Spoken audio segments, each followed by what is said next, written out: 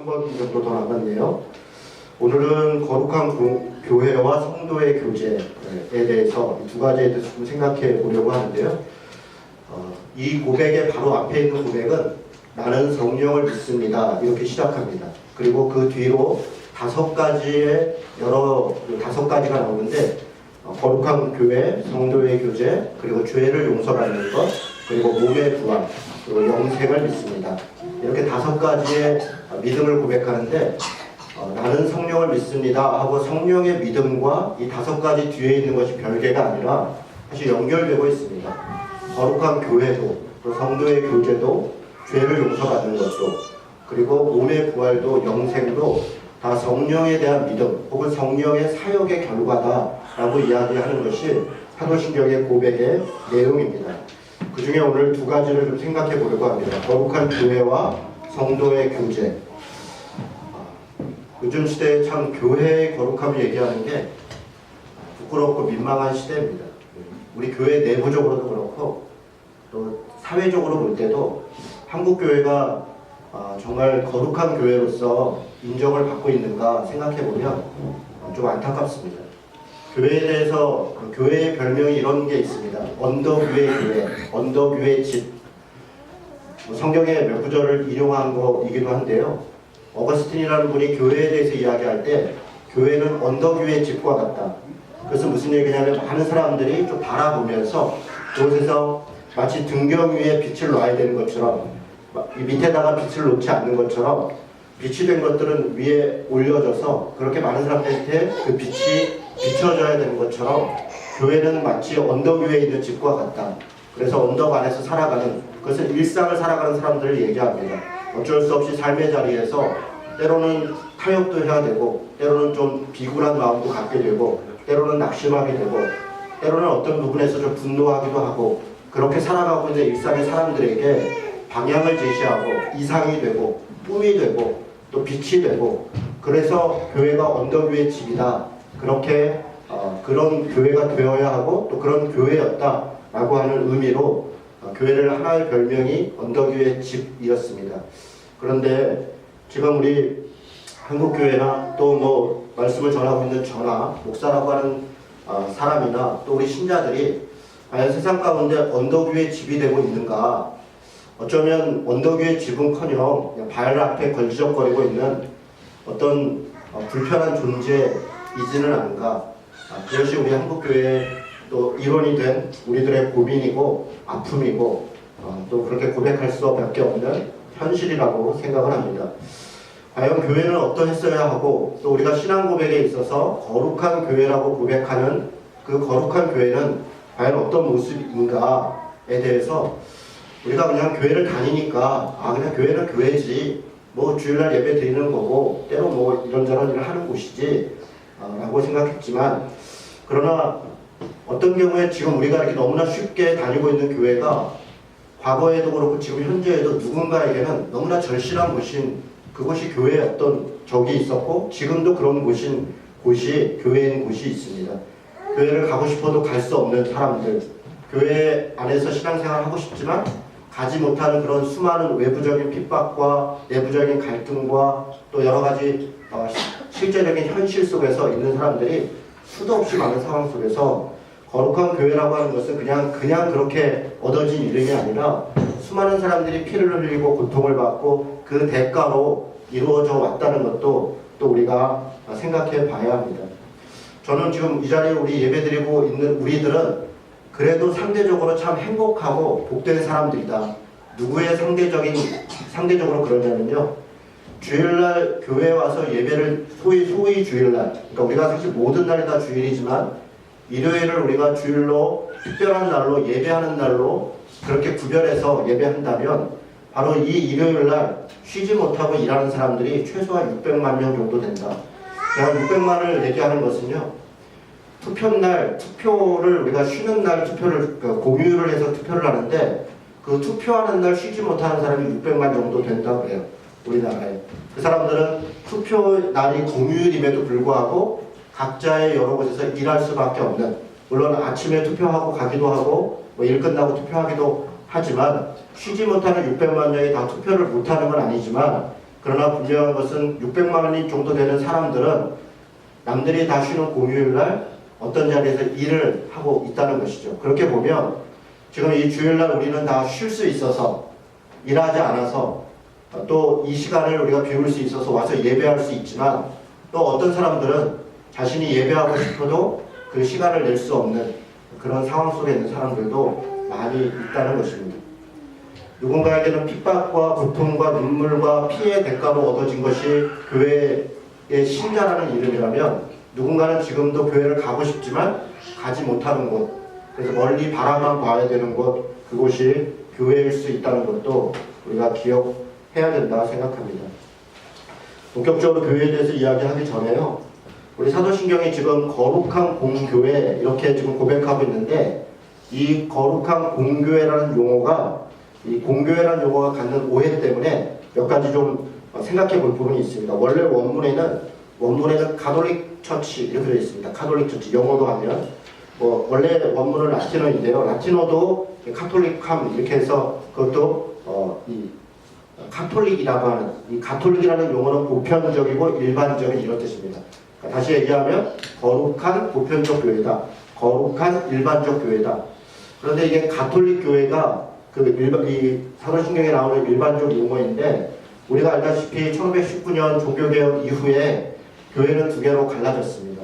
가톨릭 교회와 그리고 우리가 속해 있는 프로테스탄트, 개신교회, 개혁교회라고 하는 새로운 교회에 우리는 속해 있습니다. 그래서 그것이 잘 됐냐 잘못됐냐 그것을 지금 이야기하려고 하는 것이 아니라, 가톨릭 교회에서 어떤 이유를 통해서 우리가 나와서 새롭게 시작한 교회의 후예이기 때문에 이 사도신경을 똑같이 고백한다 하더라도 그 부분을 가톨릭 교회, 가톨릭 처치 이렇게 고백할 수 없는 상황이 벌어졌습니다. 이것은 마치 초대교회에서 유대인들이 자신들이 모이는 것을 시나고게라는 회당이라고 했는데, 나중에 그리스도인들이 안식일에 모였는데 자신들의 모임을 회당이라고, 시나고게라고 부를 수가 없으니까 그것과 분리해서 다른 이름으로 스스로도 불렀고 다른 사람들도 불렀습니다. 그 명칭이 에클레시아입니다. 당시에 모임을 이야기하는 에클레시아라는 용어를, 기독교인들의 모임을 에클레시아라고 부르고, 유대교인들이 모이는 것을 시나고게라는 회당에서 모인다, 회당이라고 그렇게 불렀던 것처럼, 원튼 원치 않든 다른 형식의 다른 신앙을 고백하는 모습이 되었기 때문에 용어가 달라진 것처럼, 가톨릭 처치라고 하는 말이 지금 있는 저 천주교회, 요즘은 이제 가톨릭이라고 하는 그 교회를 지칭하는 용어가 되었고, 새롭게 거기서부터 나온 새로운 개혁교회를 프로테스탄트 처치, 혹은 리폼드 처치 이렇게 그렇게 부르기도 하지만, 이것을 가톨릭 처치 이렇게 신앙 고백할 수가 없으니까 이 사도신경의 그 영문 용어를 바꿨습니다. 뭐라고 바꿨냐면, 거룩한 공교회니까 그것을 홀리스틱 처치, 거룩한, 그러니까 성스러운 교회, 홀리스틱 처치 그렇게 바꿨습니다. 홀리스틱 유니버설 처치. 그래서 거룩한 우주적 교회, 유니버설 처치. 그래서 우리 개신교회의 영문 번역판인 사도신경은 유니버설 처치라고 바꿨습니다. 그래서 왜 바꿨는가, 왜 바꾸게 되었는가를 제가 잠깐 설명을 드립니다. 그런데 의미는 똑같습니다. 유니버설 처치이든 가톨릭 처치이든 거기서 핵심적으로 말하는 것은 이것이 보편적 교회이다. 특별한 교회가 아니라, 또 특별한 어떤 한 교회가 특별함을 추구하는 어떤 교회가 아니라, 우리는 하나님의 공교회의 일원으로서 같은 교회이다. 그것이 우리가 신앙 고백하고 있는 고백이고 우리가 지향해야 되는 교회의 모습이다. 그렇게 고백하는 것이 사도신경의 거룩한 공교회의 모습입니다. 거룩한 공교회가 어떤 교회인가, 어떤 교회가 보편적이고 일반적 교회인가를 잘 설명하는 것이 니케아 신조라고 하는 신앙 고백문에 들어있습니다. 사도신경 말고 325년에 니케아 공의회라는 곳에서 결정된 니케아 신조라는 곳에 보면 교회에 대해서 네 가지 말로 고백합니다. 우리는 하나이고 거룩하고 보편적이고 사도적인 교회를 믿습니다. 이것이 교회에 대한 고백입니다. 그리고 지금 우리가 고백하는 거룩한 교회에 대한 무엇이 거룩한 교회인가 할 때 그 고백도 이 네 가지를 포함합니다. 이 네 가지를 하나인 교회, 다시 얘기해서 통일된 교회, 통일성 있는 교회, 두 번째는 거룩한 교회, 세 번째는 보편적인 교회, 네 번째는 사도적인 교회. 이 네 가지가 우리는 그 네 가지 요소를 가지고 있는 교회를 그걸 공교회라고 하고, 그리고 보편적 교회다, 우리 일반적으로 교회다 이렇게 얘기합니다. 만약에 이 네 가지에서 벗어나 있는 교회는 그것이 교리적으로 문제가 있다면 이단이 될 것이고, 벗어나 있어서 우리만 독특한 교회다 라고 얘기한다면 아마 보편적 공교회에서 받아들여지기 어려울 것입니다. 이단 아니면 사입이 될 것입니다. 모든 공교회는 통일성이 있고 거룩성이 있고 그리고 보편적이며 사도들의 가르침을 따르는 것, 그것이 공교회의 모습입니다. 이 네 가지가 무엇을 의미하는가를 지금부터 하나씩 좀 설명하도록 하겠습니다. 통일성은 한마디로 얘기하면 교회가 한 몸이라는 것입니다. 우리는 교회가 한 몸이라고 얘기하면 즉흥적으로 무슨 생각을 하냐면 우리 교회는 한 몸이야 이렇게 생각합니다. 여기서 얘기하는 우리는 우리가 다니고 있는 내 교회인 거죠. 내가 속해 있는 지역교회만을 우리는 생각합니다. 그래서 고린도전서의 말씀이든 로마서의 말씀이든 우리가 한 교회에 각 지체가 있다. 뭐 누구는 발이고 누구는 손이고 누구는 머리다. 뭐 이런저런 이야기를 할 때 우리의 머릿속에는 거기서 얘기하는 교회가 곧 내가 다니고 있는 교회, 그래서 저 신자와 내가 역할은 다르지만 우리가 한 교회야, 한 몸이야 이렇게 생각합니다. 물론 틀리지 않습니다. 각 지역교회는 한 몸이고 그 자체로서 완결된 하나님의 교회입니다. 그러나 여기서 통일성을 얘기할 때 한 몸은 지역교회 하나만을 얘기하는 것이 아닙니다. 모든 교회들이 사실은 다 주님 안에서 한 몸이라는 것입니다. 그래서 모든 교회들은 다 같은 동일한 믿음을 고백하고 있고 동일한 신앙으로 함께 지어져 가고 있다라고 이야기하는 게 통일성입니다. 에베소서 말씀을 좀 보겠습니다. 여러분 에베소서 2장 좀 찾아보겠습니다.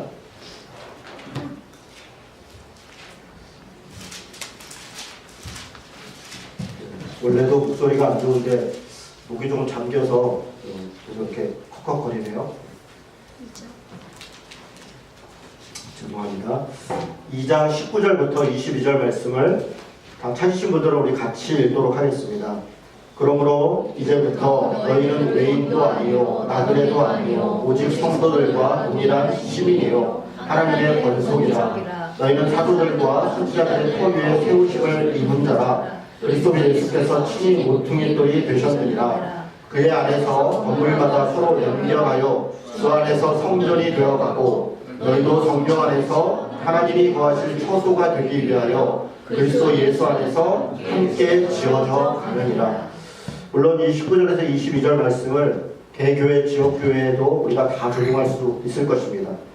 당연히 우리는 한 교회 안에서 함께 가족된 자들이고 그리고 예수 그리스도를 모퉁이 돌로 해서 우리가 다 함께 성전으로 지어져 가는 그렇게 연결되어 있는 그런 교회입니다. 그러나 이 말씀은 개교회만을 대상으로 한 말씀은 아닙니다. 이것은 모든 교회가 다 이런 교회여야 된다. 그 말은 무슨 얘기냐면 교회의 머리는 어느 교회이든 어떤 목사도 어떤 장로도 혹은 어떤 당회도 혹은 돈 많은 누구도 아니라 예수 그리스도가 그 교회의 머리이고 사실은 그 몸도 예수 그리스도라고 고백합니다. 어떤 면에서는 우리는 몸의 지체라고 할 때 그리스도의 지체이다. 그리스도의 일부분이다. 우리가 세례받을 때 더 이상 나를 위해 살지 않고 그리스도를 위해서 살겠다라고 고백하는 그 순간부터 사실은 인간 이진호의 삶은 각자의 삶을 주장하는 것이 아니라 그리스도인으로서의 삶, 그리스도의 한 부분으로서의 삶, 그리스도를 위한 삶으로서의 이진호가 존재하는 것, 그것이 우리가 신앙 고백했을 때의 고백입니다. 사실 우리가 세례를 받고 신앙 고백을 한다는 것이 그런 큰 의미와 그런 생각들을 우리가 고백했던 것입니다. 만약에 어떤 교회가 주님의 교회라고 이야기를 하면서도 교회라고 이야기를 하면서도 그것이 주님의 뜻을 따르지 않고 하나님의 말씀을 따르지 않고 자신들이 세운 어떤 규칙이 우선되고 혹은 누군가의 말이 오히려 하나님의 말씀보다 더 앞서 있거나 혹은 어떤 돈과 어떤 권력이 그 결정을 좌지우지하고 있다면 그것은 그 순간부터 더 이상 주님의 교회가 아닙니다. 주님의 교회는 누군가에 의해서나 어떤 돈이나 권력에 의해서 좌지우지되는 것이 아니라 예수님의 말씀과 성령의 인도하심에 따라 그렇게 함께 지어져 가기로 작정한 곳, 그것이 교회이다. 그것이 바로 통일성의 모습이다. 그렇게 이야기합니다. 그래서 그것을 요약해서 종교개혁을 일으켰던 칼빈이나 많은 신앙인들은 참된 교회다. 통일성 있는 교회는 참된 교회여야 된다. 이렇게 이야기했습니다. 같은 교회여도 참된 교회가 아닌 곳이라면 그것은 통일성을 위배하는 것이고 하나님의 교회가 아니라 그렇게 말했습니다. 칼빈이 얘기했던 참된 교회의 세 가지 표징은 첫째는 바른 말씀이 선포되는가, 거기가 그것이 첫 번째 기준입니다. 두 번째는 바른 성례가 행해주고 있는가, 여기서 성례는 세례와 성찬입니다. 세 번째는 바른 권징이 실천되고 있는가, 이 세 가지가 실천되는 곳이 곧 통일된 주님의 교회이고 주님의 바른 교회이다. 그렇게 얘기했습니다. 만약에 교회에서 전해주고 있는 목사가 설교를 하든 성경 공부를 가르치든 신자들 안에 서로 말씀으로 권면을 하든 그것이 하나님의 말씀에 위배되는 것이라면 그렇다면 그것은 하나님의 말씀이 아닙니다. 그것은 그 사람의 생각일 뿐입니다. 우리는 모든 교회 안에서 서로 말하고 권면하고 가르치고 하는 것이 기준은 단 하나, 하나님의 말씀입니다. 그리고 그 하나님의 말씀은 누가 특별하게 독특하게 받았다는 계시가 아니라 각 사람에게 마음에 주었다고 생각하는 하나님의 뜻일 것이라고 생각하는 그 생각이 아니라 성경의 가르침입니다. 성경에서 말씀하시고 있는 것에 근거가 있어야 하고 성경의 가르침을 현대적으로 실천하고 해석할 수 있어야 합니다. 바로 그렇게 해석되고 그렇게 실천될 수 있는 것, 그것이 하나님의 말씀입니다. 바른 말씀이 선포되고 있지 않고 바른 말씀이 가르쳐지고 있지 않다면 그것은 어떠한 말로 하나님의 이름을 또 성령님의 이름을 주님의 이름을 아무리 많이 사용한다 할지라도 혹은 아무리 예배를 많이 드린다 할지라도 혹은 그 교회가 사회적으로 아무리 좋은 일을 많이 하고 있다 할지라도 하나님의 바른 말씀이 선포되고 있지 않다면 그것은 참된 교회가 아닙니다. 두 번째로 바른 성례에 대해서 이야기하는 것은 세례와 성찬입니다. 세례를 이야기하는 것은 누가 교인인가, 누가 신자인가를 이야기하는 것입니다. 아까 제가 세례에 대해서 이렇게 얘기했습니다. 세례를 받는다는 것은 더 이상 나를 위해, 여기서 나를 위해 산다는 것은 내 탐욕과 욕망을 따라 살지 않는다는 이야기입니다. 나 자신의 꿈도 없고 나 자신의 희망도 없고 나 자신의 삶이 없다, 그런 이야기가 아닙니다. 그 삶과 꿈과 희망이 자신의 탐욕과 욕망에 있다면 그것은 죽은 것이다. 그리고 이제부터 우리는 주님이 우리에게 가르쳐 주신 꿈, 주님이 우리에게 주시는 마음, 그리고 하나님의 나라를 위해서 우리 각자가 어떻게 살아야 될 것인가 라고 하는 그 삶의 자리에서의 꿈과 그 희망을 향해서 살아가는 것, 그것을 고백하는 것이 세례이고, 그렇게 세례를 통하여 자신의 신앙을 많은 사람들 앞에서 고백하고 그렇게 살기로 다짐하는 사람들, 그 사람들이 바로 신자입니다. 그런 신자들이 모여 있는 것이 교회입니다. 물론 교회 안에는 믿지 않는 사람도 들어올 수 있고 신앙이 어린 사람도 있을 수 있고 교회 안에는 아직은 신앙에 대해서 회의하고 있는 사람도 있을 수 있습니다. 그러나 그렇다고 하더라도 교회는 분명한 것은 믿음을 고백하는 사람들의, 신앙을 고백하는 사람들의 모임이라는 것입니다. 그것이 우선이고 그것이 방향입니다. 그래서 세례는 엄격하고 엄밀하게 진행되어야 합니다. 그들의 신앙을 분명하게 교육해야 하고 그것을 고백해야 하고 많은 사람들 앞에서 그 신앙을 고백할 때도 그냥 하는 것이 아닙니다. 제가 군생활을 6년 했다고 여러 번 말씀드렸습니다. 군대교회에서 세례식을 베풉니다. 특별히 이제 논산에 있는 훈련소에서 많이 하는데요. 매년 합니다. 그리고 군보그마 후원회가 논산에 있는 군대교회에서 세례식을 했다는 걸 보고하는데 한 번에 3,000명, 어떨 때는 5,000명 이렇게 세례를 했다고 합니다. 그 세례를 받은 사람들이 과연 그 6주 동안의 훈련 기간 동안 정말 세례에 대한 바른 교육을 받았을까? 그리고 자신이 세례를 받는 것이 무슨 의미인지를 알고 그리고 그 세례를 받았을까? 저는 그렇지 않다고 생각합니다. 그래서 저는 그 세례는 무효다, 그렇게 생각합니다.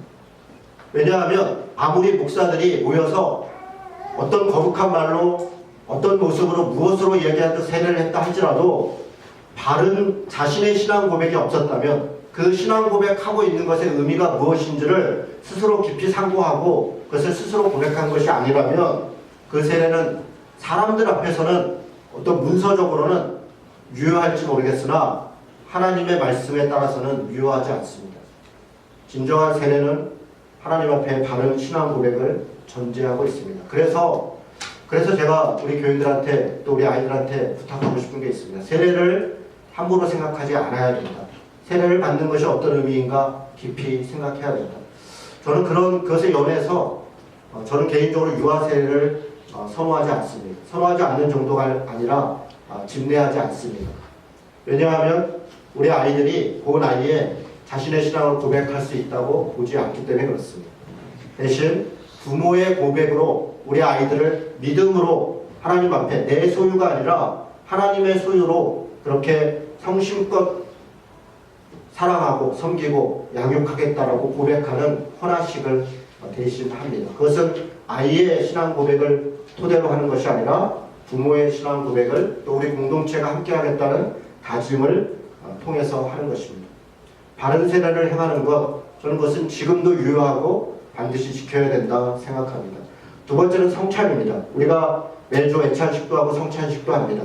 나중에 이 부분에 조금 더 이야기를 하겠으나 성찬은 신앙 고백을 기반으로 하고 있는 것입니다. 공동체의 일원으로서 한 몸을 이루겠다. 그리고 그 믿음으로 주의 복음을 전하는, 단지 예수 믿으세요라고 전하는 삶이 아니라 예수님의 말씀을 따라 이 땅 가운데 하나님의 나라를 전하고 그 뜻을 행하며 살겠다는 다짐을 하는 것이 성찬에 참여하는 것입니다. 조금 후에 그 성찬이 어떻게 왜곡되고 있는지, 무엇을 지금 성경이 탄탄하고 있는지에 대해서는 다시 설명하겠습니다. 마지막으로 참된 교회, 거룩한 교회의 중요한 표징 중에 하나는 권징입니다. 사실 교회에서 권징을 얘기한다는 것은 참 불편합니다. 더군다나 요즘 같은 시대에 더 그렇습니다.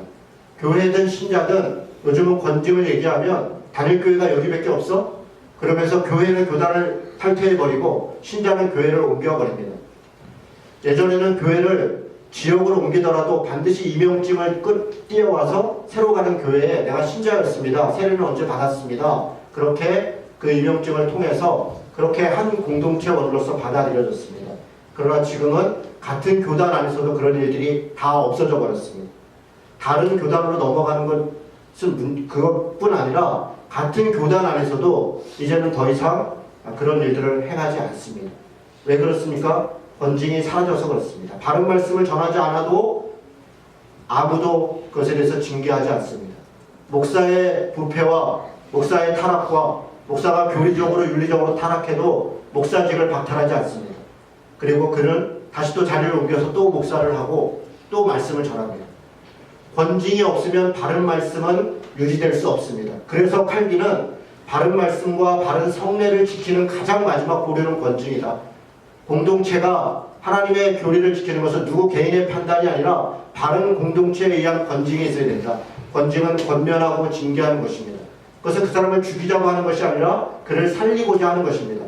누군가가 하나님의 말씀을 위배하고 있고 누군가가 하나님의 말씀을 실천할 때 그것을 제대로 행하지 않는다면, 교리적으로 위배하고 윤리적으로 행하지 않는다면 그는 그렇게 하는 것이 믿지 않는 것입니다.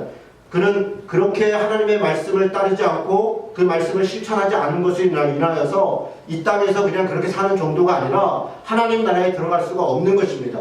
믿음은 곧 행함이기 때문에 그렇습니다. 바르게 행하지 않는 자가 어떻게 바르게 믿는다고 할 수 있겠습니까?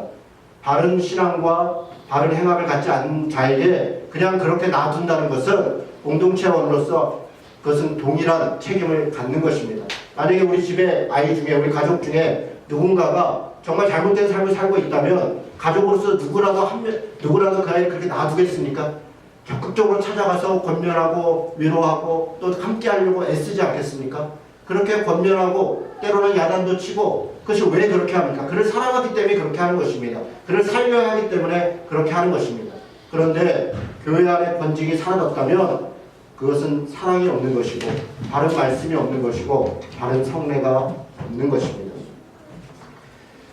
바른 말씀을 선포하고 바른 성례를 행하고 그리고 바른 권징을 실천하는 것, 저는 지금도 이것은 유효하다. 이것을 바르게 행하지 않는 교회는 여전히 거룩한 교회가 아니다. 거룩한 교회가 아니라면 우리가 사도신경에 고백하는 공교회가 아니기 때문에 그것은 이단이다, 그렇게 이야기할 수 있습니다. 우리 교회도 끊임없이 이것을 살펴야 합니다. 우리는 거룩한 교회인가? 우리는 바른 말씀을 가르치고 있는가? 그리고 우리는 바른 성례를 행하고 있는가? 그리고 우리는 바른 권징을 행하고 있는가? 저는 통일성의 이야기, 한몸 되었다라고 하는 것은 교회이기 때문에 한몸이다 라고 거기서 그치는 것이 아니라 바른 말씀과 바른 행함으로 우리는 통일성 있는 하나의 교회로 나아간다, 그렇게 생각합니다. 그래서 통일성은 두 번째인 거룩성으로 연결됩니다. 거룩하다는 것, 성경은 거룩 혹은 성결 많이 얘기합니다. 쉽게 얘기하면 구분됐다, 구별됐다 얘기하는 것입니다. 하나님을 믿는 사람들은 하나님을 믿지 않는 사람들과 구별됐다는 것입니다. 하나님께 예배하는 곳은 하나님께 예배하지 않는 곳과 구별됐다는 것입니다. 구별됐다, 분별됐다, 분리되었다, 그것이 거룩하다는 것입니다. 하나님이 거룩하신 것은 죄인인 우리들과 다르기 때문에 거룩한 것입니다. 세상에 있는 온갖 죄와 하나님은 구별되어 있고 하나님은 완전히 거룩하시고 죄가 없는 분이시기 때문에 그래서 그분은 거룩한 분입니다. 그런데 그 거룩한 하나님이 우리에게 말씀하십니다. 내가 거룩하니 너희도 거룩하라. 하나님은 내가 거룩하니 너희도 거룩하라. 내가 거룩하고 너희는 죄인이니까 죄인된 자들은 노예이고 그리고 아무렇게 함부로 해도 되고 너희들은 쓸데없는 자들이고 그렇게 우리를 취급한 것이 아니라 우리에게 말씀하시기를 내가 거룩하니 너희도 거룩하라, 그렇게 이야기하고 있는 것입니다. 우리가 거룩하다는 것은 무엇입니까? 우리가 믿지 않는 다른 사람들과 다른 삶을 산다는 것입니다. 무엇이 다른 삶입니까? 거짓말하지 않는 것, 정의를 이루는 것, 인권을 행하는 것, 불의한 사람들에 대해서 저항할 수 있는 것, 그리고 환경을 중시 여기는 것, 그런 것들입니다. 함부로 말하지 않는 것, 그런 것들입니다. 성경은 그것을 공평과 정의를 행하는 것이다, 사랑과 평화를 향하여 사는 것이다, 그렇게 이야기하고 있습니다. 우리의 마음에 세상 가운데 살아가면서 조금도 공평과 정의에 대한 마음이 없고 그것에 대해서 하나님의 나라를 이루고자 하는 뜻이 없다면 우리가 어떻게 그리스도인이라고 할 수 있겠습니까? 주일날마다 와서 예배를 드리지만 세상이 어떻게 됐는지 관심이 없고 그리고 누군가 어떤 억압과 아픔이 있는지 관심이 없다면 어떻게 우리가 그리스도인이라는 것입니까? 우리는 그냥 교회 다니는 사람이지 그리스도의 사람이 아닌 것입니다. 우리는 교회를 다니는 것이 아니라 주님을 믿는 것입니다. 주님을 따르는 것, 그것이 거룩함입니다. 그래서 요한복음 17장에 보면 예수님께서 마지막으로 기도하시면서 제자들을 세상에 보냅니다. 그러면서 이렇게 얘기합니다. 오직 너희를 부르신 거룩한 이처럼 너희도 모든 행실에 거룩한 자가 되라. 이렇게 말씀하십니다. 기도하십니다. 주님, 나를 이곳에 보내신 것처럼 저들도 세상에 보내오니 저들을 거룩하게 하옵소서. 그렇게 말씀하십니다. 주님이 우리를 세상에 보내면서 우리에게 부탁하는 것은, 또 하나님께 부탁하는 것은 하나님이 거룩한 것처럼 우리도 거룩하게 살라는 것입니다. 물론 교회는 에베소서에서 이야기하는 것처럼 티나 주름이 있습니다. 교회, 여기서 얘기하는 교회는 우리 공동체로서의 교회도 마찬가지고 우리 각자도 마찬가지입니다. 우리는 여전히 죄인이기 때문에 티도 있고 주름도 있습니다. 그래서 우리는 끊임없이 하나님 앞에 그 말씀으로 우리 자신을 비추어야 합니다. 우리 안에 누가 완전한 사람이 있겠습니까? 말씀을 가르친다고 제가 완전하겠습니까? 제가 이 말씀을 가르치고 전하지만 그 말씀을 제가 정말 실천하는 것에 자신이 있겠습니까? 그렇지 않습니다. 제가 자신이 있어서 이 말씀을 전하는 것이 아닙니다. 지식적으로 알기 때문에 전하는 것입니다. 그러면서 끊임없이 저 자신도 이 말씀 앞에 저를 비추는 것입니다. 우리 모두가 마찬가지입니다. 하나님의 말씀을 우리가 매주일 모여서 이렇게 말씀을 듣고 서로 말씀을 나누는 이유는 단 한 가지입니다. 우리 삶이, 우리 신앙이 하나님 앞에 바른 믿음으로 살아가고 있는가? 우리 자신을 그 말씀 앞에 비추려고 하는 것입니다. 두 번째로 우리가 거룩해지기 위해서, 분별하기 위해서는 한마디로 얘기하면 서로 사랑하는 것입니다. 서로 사랑하는 것. 주님이 우리를 사랑한 것처럼 너희도 서로 사랑하라. 새 계명을 너희에게 주노니 너희는 사랑하라. 원수를 사랑하는 것, 누구나 원수까지도 사랑해라. 나를 사랑하는 사람을 사랑하는 자는 누구나 할 수 있는 것이다. 사랑에 대한 하나님의 말씀은 참으로 버겁습니다. 그러나 우리가 비록 사랑할 수 없는, 사랑하지 못하는 그런 존재임에도 불구하고 우리가 주님의 자녀가 되었다면 우리는 더 많이 사랑하려고 그렇게 우리가 주님께 기도하는 것입니다. 주님, 내가 사랑하지 못하는 자입니다. 그래서 주님께 구합니다. 내가 더 사랑하게 해 주옵소서. 다른 사람보다 더 사랑하는 것, 그게 구별된 것입니다. 무엇이 거룩한 것인가? 더 많이 사랑하는 것이 거룩한 것입니다. 주님 앞에 우리가 하나님의 말씀을 따른다는 것, 그것은 결국 더 많이 사랑하는 것입니다. 세 번째로는 보편적 교회입니다. 이것이 가톨릭 처치, 보편적 교회라는 얘기입니다. 우주적 교회입니다. 여러분, 교회는 크게 보면 세 가지가 있습니다. 첫째는 역사적 교회들이 있었습니다. 과거로부터 구약에도 교회가 있었고 신약의 교회가 있었고, 그리고 바울 이후에 전 세계의 복음이 증거되어져서 수많은 역사적 교회들이 만들어졌다 사라졌습니다. 성경에 있는 소아시아 7교회, 에베소 교회, 버가모 교회, 빌라델비아 교회, 이런 수많은 교회들이 우리가 요한계시록에 있기 때문에 또 서신서들에 있기 때문에 그 교회 이름들을 부르지만, 지금은 그 교회들의 흔적밖에 남지 않고 다 사라졌습니다. 교회는, 이 땅의 교회들은 완전하지 않고, 때로는 그 사명을 다할 때, 때로는 핍박 때문에, 때로는 부패와 타락 때문에 없어지기도 합니다. 많은 사람들은 자신들의 교회가 세워질 때 주님 오실 때까지 끝까지 있을 것이라고 기도하고 그렇게 믿습니다. 저는 그렇게 기도하고 믿는 것은 좋은 것이라고 생각합니다. 그러나 모든 교회가 다 그럴 수 없습니다. 또 그래야 될 이유도 꼭 있는 것은 아닙니다. 주님의 교회가 역사적으로 쭉 있었습니다. 그러나 지금 이 순간도 수많은 교회들은 전 세계에 있습니다. 하나님의 교회가, 각자의 지역교회가 때로는 없어지기도 하지만, 그러나 주님의 교회는 주님이 오실 때까지 영원할 것입니다. 우리는 내 교회가 어떻게든지 존재해야 돼 라고 생각해서는 안 됩니다. 이렇게 역사적 교회가 있었듯이 때로는 우리 교회가 없어질 수도 있다. 정말 중요한 것은 교회를 지키는 것이 아니라 말씀을 지키는 것입니다. 하나님의 말씀을 따르는 것입니다. 만약에 하나님의 말씀을 따르는 것 때문에 우리가 교회 문을 닫아야 된다면, 그럼 교회 문을 닫아야 합니다. 김수환 추기경이 돌아가시고, 지금 어제인가가 돌아가신 날이라고 요즘 김수환 추기경에 대해서 많이 이야기를 합니다. 그분의 신앙을 얘기하고 싶은 것이 아닙니다. 왜 우리가 그분을 존경하는가? 1987년 6월 항쟁에 있을 때 수많은 학생들이 그 경찰들의 또 여러 사람들을 피해서 명동성당으로 들어갔습니다. 명동성당에 들어갔을 때 당시에 전두환 군부에서는 경찰력을 동원하고 군대력을 동원해서 그들을 잡아가려고 했습니다. 그때 김수환 추기경이 했던 말들이 있습니다.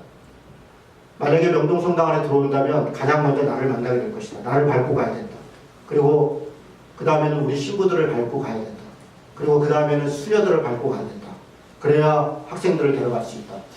그렇게 말했습니다.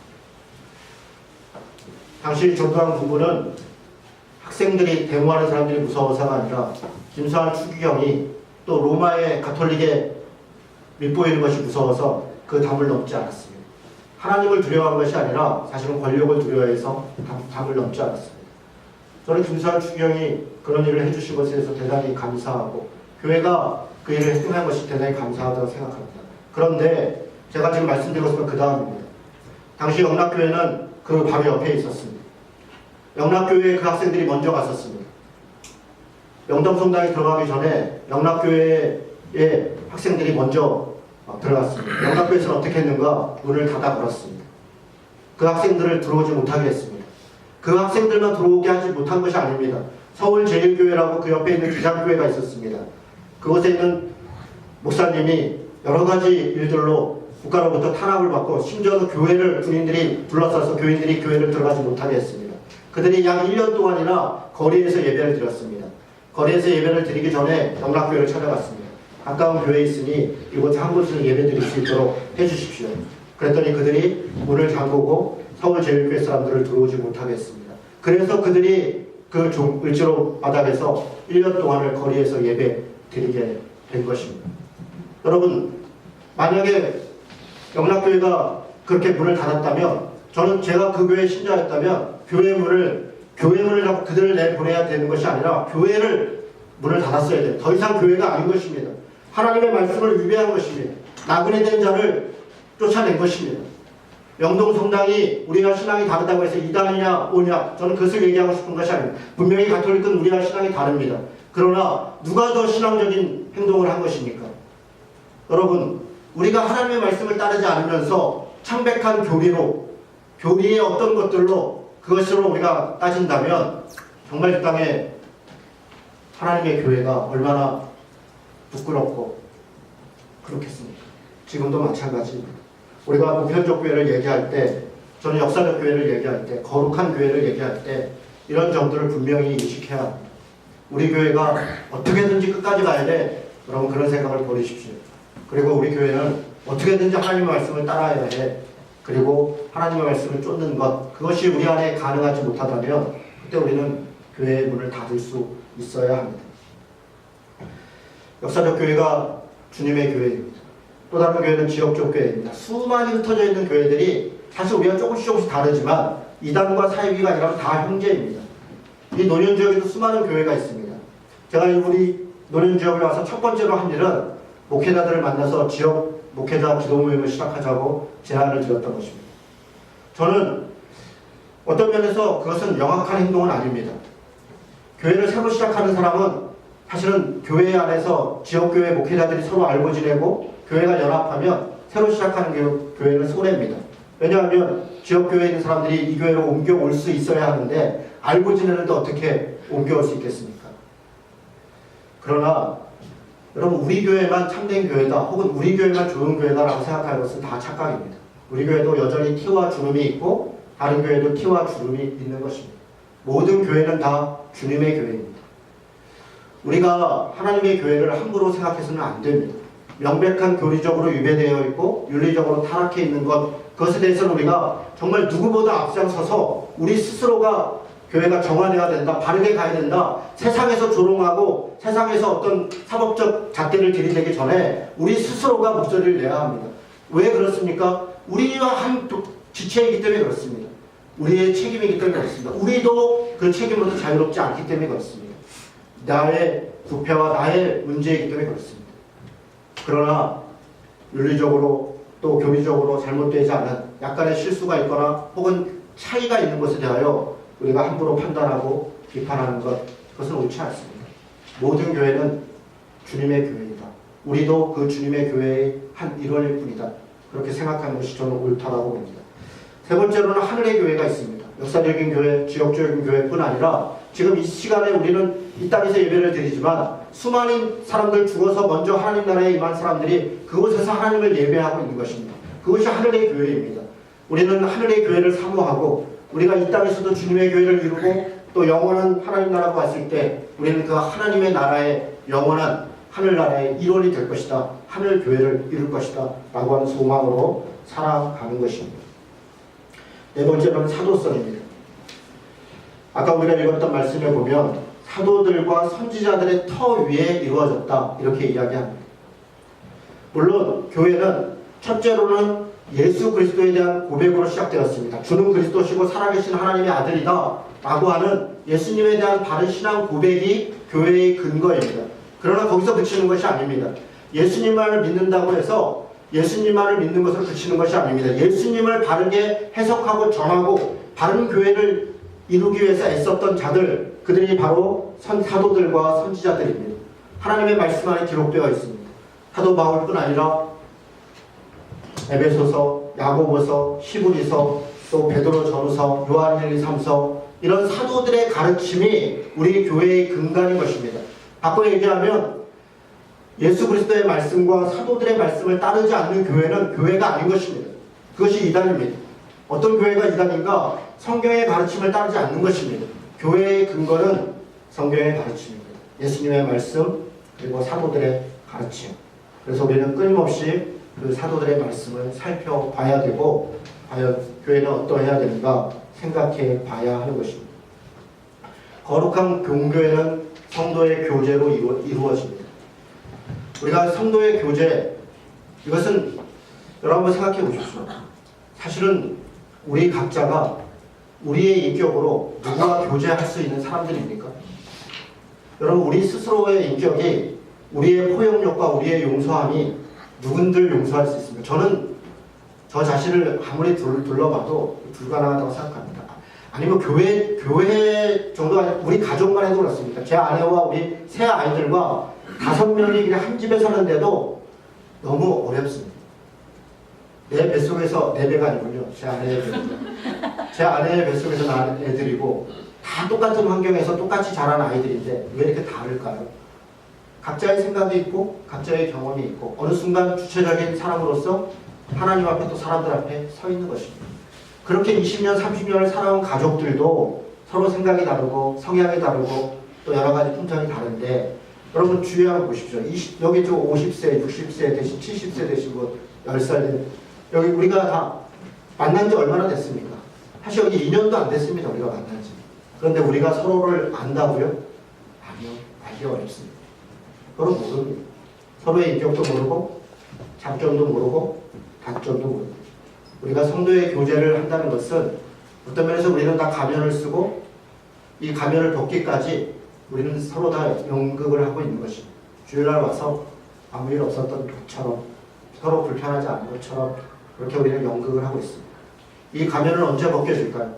진정으로 우리 안에 사랑이 있을 때 우리가 서로를 이해하게 될 때 서로를 용서하게 될 때 그때 가면이 벗겨지겠죠?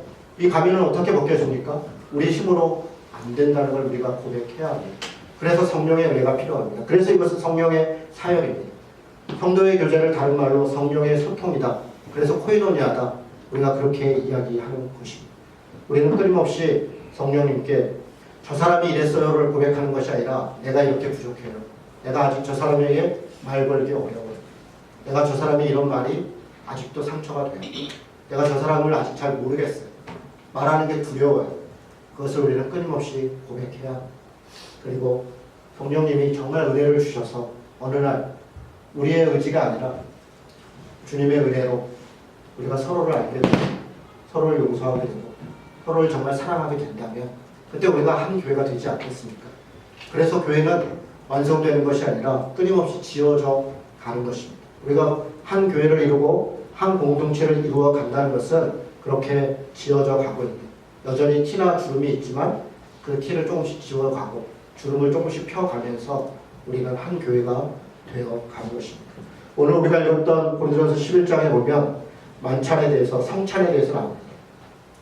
성찬은 교회의 하나됨, 한몸됨을 가장 시각적으로 또 우리가 신앙적으로 고백하는 그런 모습입니다. 그런데 고린도전서 11장에 보면 지금 사도 바울이 성찬을 얘기를 하면서 이 만찬을 이야기하면서 대단히 화를 내고 있습니다. 이 안에 지금 파당이 있다. 너희들 안에 지금 분란이 있다. 너희들 안에 지금 서로 안에 오해가 있고 여러 가지 아픔이 있다. 이유가 무엇인가? 여러분 당시 이 만찬은 우리가 하는 것처럼 이런 예식이 아닙니다.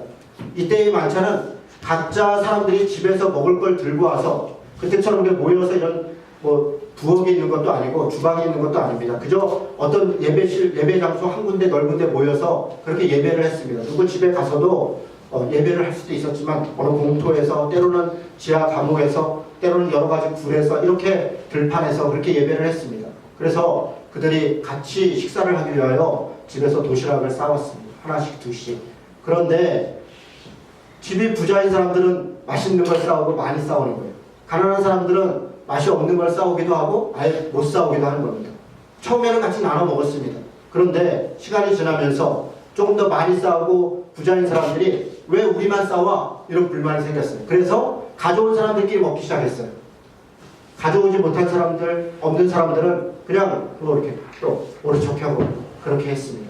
지금 그 지점을 나무라고 있는 것입니다. 우리가 읽은 고린도서 11장에 너희가 같이 먹는데 어떻게 먼저 갖다 먹음으로 어떤 사람은 시장하고 어떤 사람은 취함이냐. 22절에 보니까 빈궁한 자들을 너희가 부끄럽게 하고 있다 이야기합니다. 또 30절에 보니까 그러므로 너희 중에 약한 자와 병든 자가 많고 잠자는 자도 적지 않다. 너희 안에 병든 자도 있고 약한 자도 있는데 너희가 돌아보지 않고 있다. 그저 각자 자기의 그냥 능력대로 자기의 실력대로 자기의 부와 권력대로 그렇게 끼리끼리 이때의 파당은 교리적 파당도 아닌 것입니다. 빈부의 파당이고 권력의 파당이었던 겁니다. 이것이 어떻게 주님의 몸일 수 있겠느냐. 주님이 우리에게 가르쳐줬던 만찬은 주님이 십자가를 지시기 전에 최후의 만찬했던 것처럼 오히려 발을 씻기고 제자들이 그 다양했던 제자들이 함께 먹고 함께 나눴던 그래서 격차와 차이가 없이 우리가 모두가 다 한 몸이다 라고 그래서 그 사랑 안에서 우리도 이 사랑을 전하는 그 만찬이었지 않느냐. 그것을 기념하라고 우리에게 이야기했는데 형식적인 성찬과 애찬은 남아있고 그리고 진정한 사랑과 우리 안에 나눔이 없다면 그것이 어떻게 한 교회일 수 있겠느냐. 그렇게 질책하고 있는 것입니다. 우리가 2000년마다 교독한 교동문 중에 이런 구절이 있습니다. 우리는 서로 권면하고 덕을 세우며 사랑 안에서 가장 귀히 여깁니다. 우리는 게으른 자를 권계하고 마음이 약한 자를 격려하고 힘이 없는 자를 붙들어주며 모든 사람에 대하여 오래 참습니다. 우리가 매주 이 고백을 할 때 어떤 마음을 가지십니까? 때로는 우리 안에서 게으르고 때로는 하나님의 말씀을 정말 가볍게 여기는 사람을 권면하고 때로는 징계하고 때로는 약한 자들을 우리가 격려하고 힘이 없는 사람에게 손을 먼저 내밀고 그리고 때로 우리에게 서운하게 하고 섭섭하게 한 사람에 대하여 용서하고 오래 참을 수 있다. 그것을 우리가 매주 고백하고 있는 것입니다. 다 행할 수 없고 아직 완전하지 않지만 우리의 방향은 분명합니다. 이 길로 가야 그것이 한 교회이기 때문에 그렇습니다. 마지막으로 제가 글 하나만 더 읽어드리고 마치겠습니다. 돌아다니는 글을 제가 캡처를 해놓은 것입니다. 식사 후 적극적으로 밥값을 계산하는 사람은 돈이 많아서 그런 것이 아닙니다. 돈보다 관계를 더 중히 생각하기 때문입니다. 일할 때 주도적으로 하는 사람은 바보여서가 아니라 책임을 가지기 때문입니다. 다툰 후에 먼저 사과하는 사람은 잘못해서 그러는 게 아닙니다. 당신을 아끼기 때문입니다. 늘 나를 도와주려는 사람은 빚진 게 있어서 그런 것이 아니라 진정한 친구로 생각하기 때문입니다. 여러분 이 말이 참 가슴이 와닿지 않습니까? 할 수 있으면 밥값을 먼저 계산하는 사람이 됩시다. 할 수 있으면 더 큰 책임감을 갖고 저 사람이 안 했으니 나도 안 해. 남들이 안 하는데 내가 왜 해?가 아니라 그건 내 일이야. 내가 더 책임감을 갖고 더 주도적으로 합시다. 다툰 다음에 먼저 손 내밀려고 애쓰고 나를 도와주려고 하는 사람 그 도움에 감사하고 누군가가 도움이 필요한 사람이 있다면 내가 도와줬으니까 뭐해가 아니라 그가 친구이기 때문에 가족이기 때문에 선뜻 먼저 손 내밀려고 하는 저는 그렇게 하는 것이 교회이고 그것이 주님의 은혜일 것이다. 우리가 성령을 따라 거룩한 교회를 이루어간다는 것 우리 교회 안에 그런 거룩한 교회와 성도의 교제가 있기를 바라고 우리 교회만이 아니라 우리가 한국교회 공교회 이름으로서 우리 한국교회 죄악에 대하여 가슴 아파하고 그것에 대하여 바로잡기 위해 최선을 다해 노력하고 함께 협력하고 서로 손잡고 그렇게 우리 다음 세대에게는 정말 거룩한 교회가 되도록 우리 때 조금이라도 더 노력하는 그런 신자, 그런 교회 되면 좋겠다 생각하고 믿음으로 그런 삶 사시기를 주님의 이름으로 축원합니다.